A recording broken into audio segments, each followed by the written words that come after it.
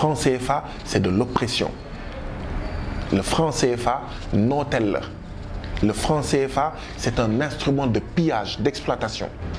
Or, l'oppression, on ne se pose pas la question de savoir est-ce que c'est évident de la quitter ou pas.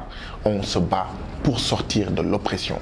Quand on vous opprime, quand on vous empêche de vivre, quand on vous empêche de vous soigner, de vous nourrir, de vous soigner, de vous éduquer, quand on condamne vos filles et vos fils à mourir dans l'océan Atlantique, on ne se pose pas la question de savoir est-ce que c'est évident ou pas. On se lève, on se bat, on se libère, on s'émancipe. En tout cas, ce n'est pas l'horizon des chefs d'État.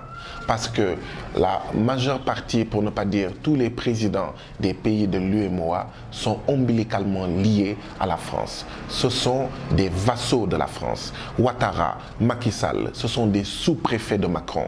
Ce sont des agents de Macron.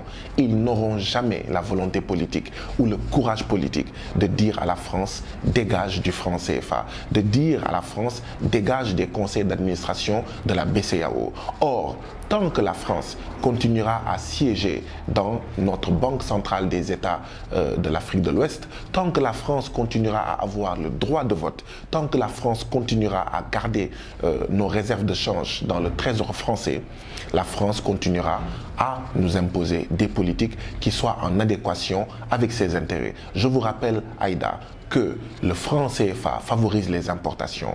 Quand vous favorisez les importations, vous menacez votre production locale. Le franc CFA rend difficile de vendre vos marchandises à l'extérieur.